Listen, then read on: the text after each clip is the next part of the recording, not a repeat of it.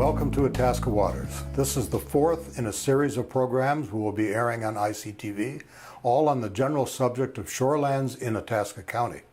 I'm your host, Brian Whittemore. This program is made possible by the nonprofit organization Itasca Waters and by the financial support of the Blandin Foundation.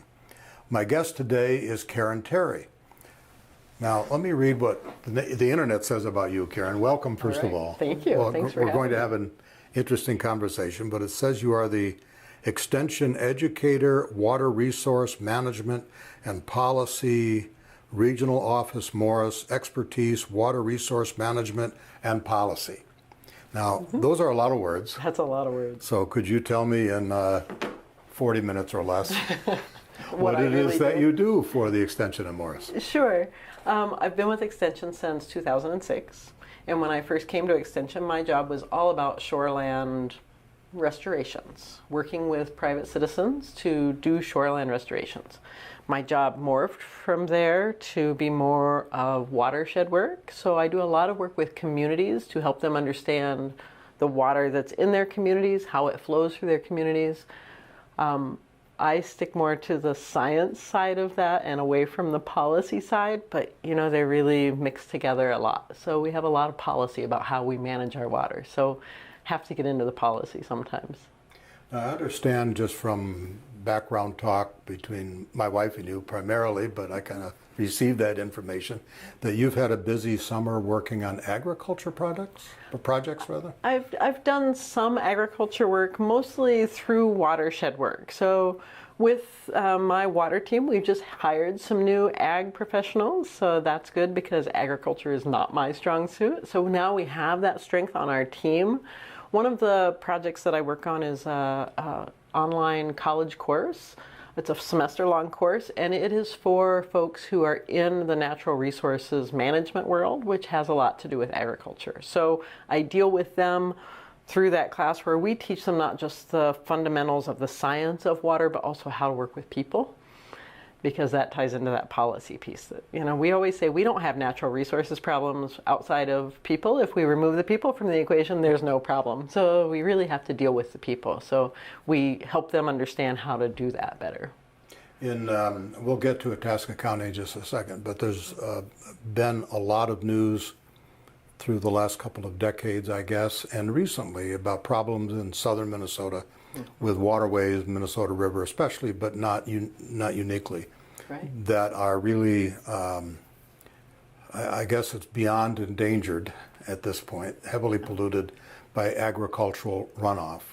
And that's really a hard problem to deal with because farmers need to produce products, we need to buy their products. Their products use fertilizers that pollute the Minnesota River and all the watersheds down there.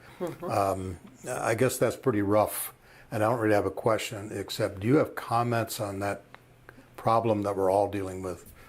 Yeah, I'd say just in the broad sense, it's sort of the problem is the same in Itasca County in terms of we need to manage what we do on the land because that's affecting the water. We're just doing different things here in Itasca County than we are there. And it's a large-scale farming scenario in the southern and western part of the state. And so what we see is that we've drained so much of the wetlands and we connect the water through ditches and through tiling. We connect everything to the rivers so that it moves much faster. So we've changed the timing. So instead of water sitting on the land and soaking in, which cleans it up, right? Anytime we can get water to filter through, natural cleaning happens. So we don't let that happen anymore. We rush the water off the land, we rush it into the ditches and tiles, and we rush it into the river. So it's a whole lot of problems happening there. So if we change the way we hold the water on the land in that part of the state, it'd make a big difference. Itasca County is primarily not an agricultural economy, lumbering, yes, and tourism. So you would suspect that we don't have the same problems as does the southern part of the state. But the process that you just described is the same here. Right. So we recently had Paul Radomski from the DNR, who did our program here 2 programs ago, to talk about the shoreline itself. But he came here with the Chamber of Commerce, or at the Chamber of Commerce luncheon, to talk about reallocating, for lack of a better word, $110 million pocket of funds of state money from 80% in the south to 80% in the north, here and other northern counties and areas where the water is relatively pure and relatively healthy. For us in Itasca County also equates to a strong economy. We were talking about that at lunch. And what he was saying is, you find me, and I'm going to invent some numbers, but they're pretty close to what he said. You find me 40 pounds of phosphorus around Deer Lake, for instance, and I'll give you 2 feet of water clarity. So is that accurate? I mean, would you buy into your professional colleague? I don't know about those numbers specifically, right? But it was close to But Paul runs the numbers, right? He knows the numbers, so he can get that part right. But I would say, in terms of if we spend money on protection versus restoration, we can get way more bang for the buck putting money into protection. I don't agree with writing off and maybe you didn't say this, but other people I hear say that we should write off the lakes and rivers in the southern part of the state. I don't agree with that, but it's also about having realistic expectations. The lakes and the rivers in southern Minnesota are never going to look like the lakes and the rivers in northern Minnesota. They never did, and they're not ever going to. And so we have to be realistic about how much are we going to spend and what do we really expect to get out of it. But in our situation right here, it's protection, and we should definitely focus on getting that done so we don't have to go to restoration. Well, one of the interesting things about that was contained in his program that he presented to the chamber, and I think these numbers I'm not making up, they are what he said. He looked at environmental impacts from an economic point of view. That was the point of his study. And one of the things that he determined, I don't know his formulae, but this is the end result of it, the equation, was that for $110 million spent, for instance, in the southern part of the state, your return on that economically is $30 million. If you spend $110 million in this neck of the woods through northern Minnesota, your return on spending $110 million is $200 million. And I think that's the point that he was making, that economically the state would be better off for the economy of the state spending it up here. That was just a very interesting equation. It is, yeah. And it's sort of a moral discussion that needs to happen, right? In terms of, we have a limited pot of money, where are we going to spend that money, and how are we best serving the state with that money? So it's about people making the decisions, and it's not all about the natural resources, but it's about what's right for people. So the reason that I asked you here today is to talk about Itasca Waters Shoreland Advisors Program. You were the primary advisor to the Shoreland Advisors Program, and just a bit of history on that. Our president, Dave Lick, came up with a brainstorm, which he's apt to do, Yes. about having a gang of local people talking to other local people who own shoreland about best practices. And the intention was not to have them show up with a badge, not to have them show up with any mandates, only with a little bit of knowledge that they could then talk neighbor to neighbor with shoreland property owners, whether they be full-time here or people that own cabins here, either way, on lakes primarily, or rivers for that matter. Right. And the shoreland advisors that have volunteered, and there are about 40 or 41 that have volunteered, and maybe 24 that are very active right now. Program is just getting started, really. We're still promoting it. So the expertise that our advisor group gained came from Karen Terry. You came here and gave a presentation to Shoreland Advisor volunteers. That went really cool. It was a very nice meeting. So I wonder if you could talk broadly a little bit, expand on what I just said about Shoreland Advisors, what it might mean, how it works, and then we can get into some of the specifics on shorelands and the science of it. I have some questions for you. Yeah. I'm very excited about the whole Shoreland Advisors Program, because I think it's right on target that part of what keeps people from engaging and taking a step to maybe change the way they manage their shoreline is that they don't want to talk to the government. They don't want to jump in with both feet. They maybe just want to learn a little bit more. So this is a very comfortable way for them to do that, to say, oh, I can look through this list of advisors and oh, there's Joe Smith. I know Joe. I'm just going to invite Joe over. We'll have a beer and talk about my shoreline. And it's just a nice way for people to be able to have those introductory discussions and say, maybe I am interested enough to take that next step and maybe I'm not, but hopefully they are. But I think that the way this program is set up is right on the money. And I'm really impressed that you guys got so many people signed up and that you've got people ready to go out and do it, because they're from all walks of life, right? They're not natural resources professionals. And we made a point of not expecting them to be experts, but just to know enough to be able to have those initial conversations and help people decide if they want to go forward or not. Karen, you spent, 3 hours, I think I think so, yeah. An afternoon talking to the folks who volunteered to be advisors. Mm-hmm. So I want to ask you to recount all the information. But in a nutshell. In a nutshell. But in a nutshell, could you give some of the bullet points Sure. About the types of things you talked about working down a shoreline? Mm-hmm. The biggest thing is that whenever we have water falling, and it's going to hit the land and it's going to go somewhere. And like we said, in southern Minnesota, a lot of it gets channeled quickly off of the land. Well, that happens everywhere, just really in our area, maybe on a smaller scale. So yard by yard by yard, the water is falling. Where's it go? It used to soak into the ground. Now it's likely to go somewhere else. So it hits the roof of your house, it goes somewhere. It hits your driveway, the road, anything that has a hard surface, an impervious surface, water can't soak in anymore, so it's going to run off somewhere. So we talk about stormwater runoff. It's just water that runs across the land and into the nearest lake or river. So when the water is running, it's picking up little particles. It's picking up pollution, it's picking up dirt. My soil friends want me to say soil, but to me, when it's where we don't want it, it's dirt, because we don't want it to get into the water. So anytime that water is moving, it has the potential to pick something up. So we want to think about, how do we keep that water from running off? How do we design our landscapes so that we can hold some of the water on our land and not let it run into the lake? So that's one big thing, is the water hitting the land, running downstream, downslope into water.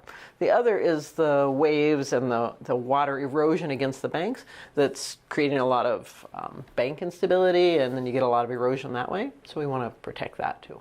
You had mentioned about basically plants on the shoreline. Mm-hmm. So why don't you expand on that a little bit, and I'll get into it with an anecdote that we just heard, Jan and I, my wife and I, recently, within the last week, about one of the volunteers. I won't name that person because I don't know who that person was, but the story is accurate, who volunteered to be a shoreline advisor, took your training, and then said to our president, Dave, I've really got a bad shoreline. You know, I've got a lawn that goes right down to the lake. And he and his wife talked about it and said, all we're going to do is let it grow up. They weren't going to spend, and you can spend as much as $10,000 or so on restoring a shoreline, or you can spend as much as we did, which was a few seeds, and let nature take its course. Right. Which is what this couple did. Right. So is it really that simple? Can it be that simple? It can be that simple. So we say no mow, let it grow. So if you just decide. But not the whole lawn. Not the whole lawn, if you want to, but most people don't want to do the whole lawn. But we'd like for you to do at least 10 feet back from the water, back toward your buildings. 15 feet would be great, 20 feet would be better, but you know, you have to be reasonable to what fits your landscape and the way you use it.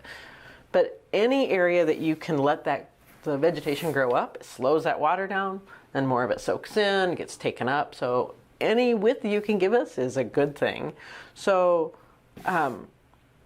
the no mow, let it grow. If you just decide where you want to let the native plants grow, stop mowing it. Just take a year, don't mow it, see what comes up. Because a lot of times you have those native plants that are there. If you quit mowing, they'll bounce back. Not always the case. Maybe you take a year and you quit mowing it and it just turns into a weed bed. Then you say, okay, we're going to make a decision to go a little bit deeper into it and get some plants, plant some plants in there that are going to in time, take over and become a restored shoreline with native plants.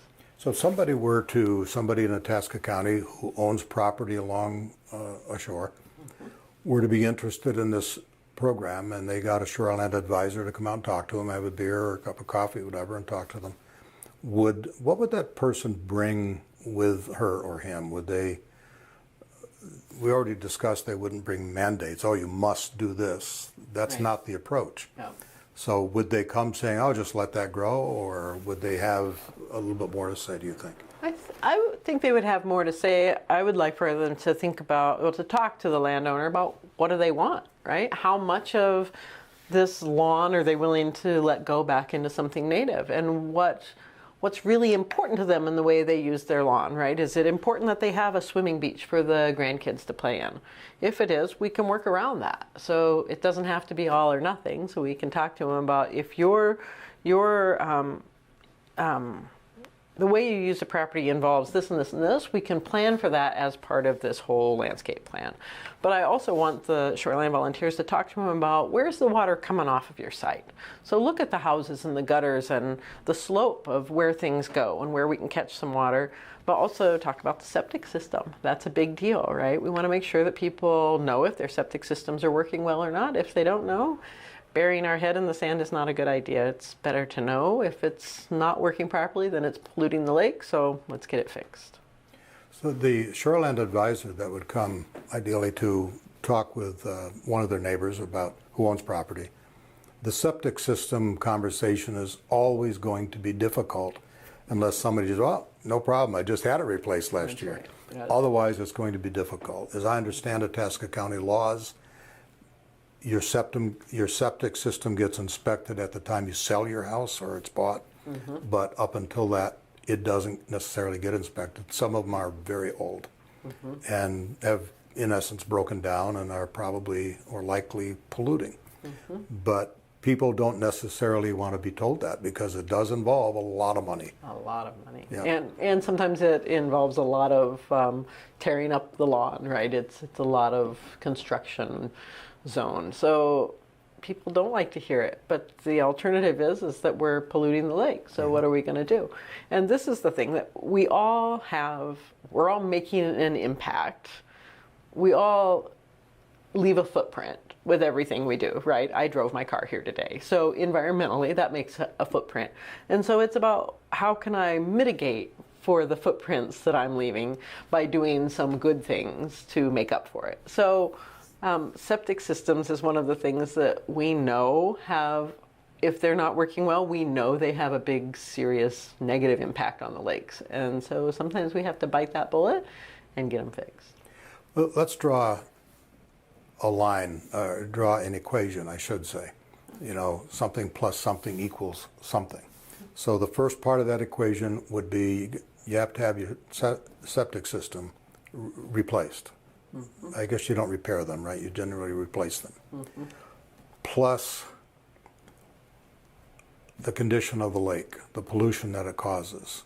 And the equals would be what their property's worth.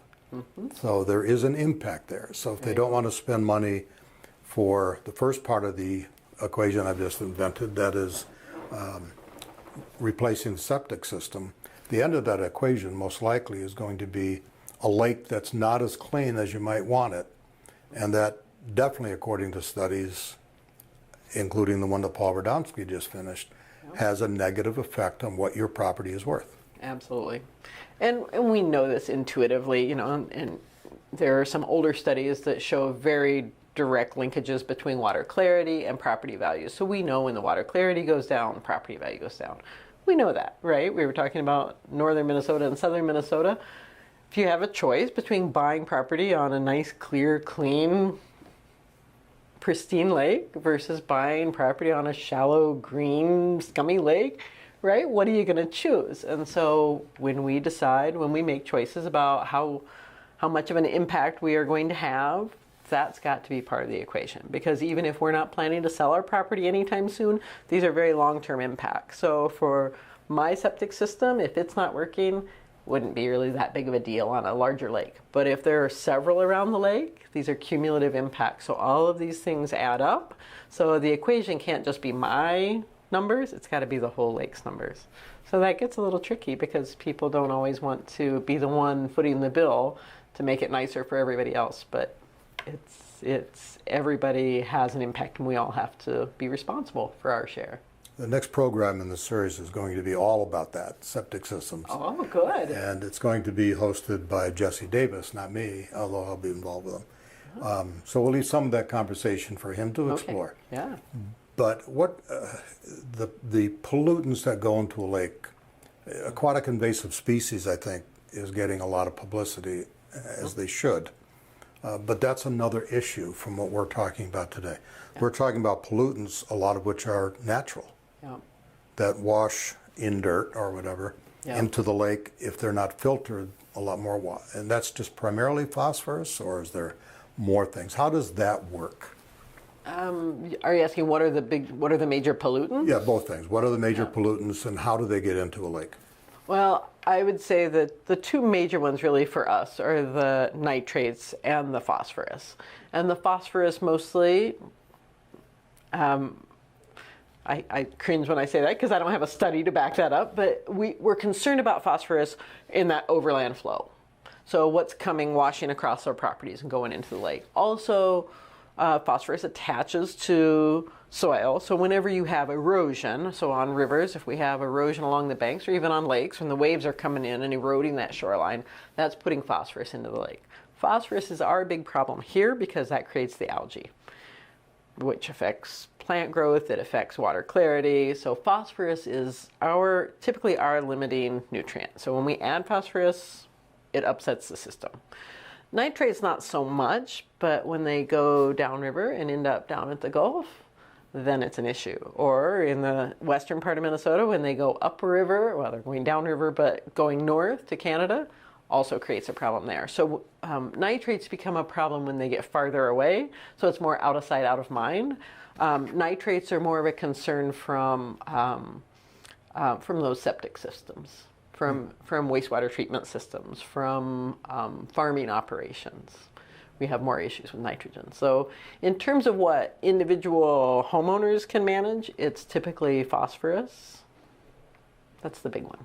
So if I'm a homeowner on a lake and I come to you or to Shoreland Advisor, whoever, and I say, look, I don't use any fertilizer on my lawn, I don't add any chemicals, I'm very good about that, so I don't really need to grow native plants or allow native plants to grow on my shoreland. Mm-hmm. I'm not putting anything into the lake. Is that true? No. Why is that not true? Well, because phosphorus is naturally occurring. Well, as is nitrogen, right? It's naturally occurring, but we've changed the pathways of things. So where we have lawn clippings, lots of phosphorus in lawn clippings, right? So we mow our lawns. If that's washing in, we're putting that into the lake, whereas if it were just growing there and not getting cut, it wouldn't be as likely to get into the lake. I often hear people say, well, leaves have been falling off of trees a long time before people were here, and that's true. So the leaves going into the lake are adding phosphorus, but it's because we're adding so much more than we used to. And so it's really about how do we keep it from running off, even if it comes from a natural source. The pathways going into the lake are much, there are many more pathways now for those natural sources to get into the water. So we want to interrupt that pathway so that we hold it up on the land. Now, one thing that we, I think, didn't refer to earlier, correct me if I'm wrong, is that the difference between domestic grasses, let's say, and native plants is the length of the root system. Yeah, that's a biggie, right? Some of these native plants, the roots go down 15 feet on them. Some of them have very dense, maybe not so long, so deep a roots, but really dense. Some of them have really long, kind of spindly root system. So we like to have a variety, a diverse planting, not all one type, so that you get a mix of those things. But our native, or our typical lawn grass, Kentucky bluegrass, has roots about that along on it. So it doesn't do anything for holding soil. If you're at the edge of the water and the waves are coming in, it doesn't resist those waves. It doesn't hold that soil in place. And it also doesn't create pathways for the water to soak down in. So plants that have deep roots, the drops of water follow those roots down and they create pores in the soil. So that makes the soil more absorptive. Is that a word? It absorbs more soil or more water. So we really don't like to see the Kentucky bluegrass, especially close to the shore. So Mother Nature designed a system, and then we messed with it. Yes. And so it's not working well anymore. That's right. And that's the basic truth of it. But there are lots of ways that we mitigate for that. And one of those is rain gardens. We hear a lot of talk about rain gardens, and people, I don't know, I think people maybe shy away from it, that sounds too big of a deal. But it's such a simple thing, and it's just a recessed garden, right? It's just dug down 6 inches or so that you place it so that it catches the water where it comes down your yard. So you catch that water and it'll soak into the ground. And at the same time, we hear a lot of talk about pollinators and how they're in trouble. So if we plant native species, that's good for our pollinators. If we plant a nice rain garden, native species in it, you've got a pollinator garden too. So we don't, Karen, have just a little bit of time left, but I know that when my wife Jan was working with you on this, she had asked you for some plants that could be available at local. Is that possible to quickly name what those plants are? Oh, you put me right on the spot there. I could not name the 9 that I gave her because I picked some that were native to Itasca County. So I don't remember exactly what those were, but there are good resources to find those. The DNR has a website with native plant suppliers, and they can, if you work with a native plant supplier, they can get you plants that are native to your area. I think cordgrass was on that list and probably some sedges. We like to see people plant a variety of, or a combination of grasses and flowers. So not only is it more natural that way, but it looks nicer, right? We want some flowers that are going to bloom throughout the season. So like right now, what do we have? Asters, goldenrod, blazing stars are blooming. So those things are pretty to look at. In the spring, you have a whole different range of flowers that would bloom. I can help us out here. If you go to our website, itascawaters.org, yes, that information, I believe, is now on that. Yes, those 9 species. Yep, she said yes, it is. Good. So you go to itascawaters.org, which is a lot of information on all this we're talking about. Up at the top of the page, toward the right, there's a little thing called projects. Yeah. If one were to click on projects, you'll see Shoreland Advisors, and that's where you would sign up for a Shoreland Advisor to come. The program will run all winter long, although it's not maybe as useful to show your shore. Yes. To make sure they came out right. Right. In the wintertime because of obvious reasons, snow cover. But still, we exist. We're open for information delivery, and we're available to help. But that's the best way to get information and to make an appointment for a Shoreland Advisor to come talk to you. Yes. itascawaters.org, and also click on projects, and there you are. There you go. I really thank you for helping us to develop this program. We're totally excited about it. I am too. And you're excited about I it. am. You've done just an amazing resource. So thank you for today. Thank you for your help in that. I know the help's going to continue. Yes, it is. So, I'm happy to be a part of this. It's exciting. Okay.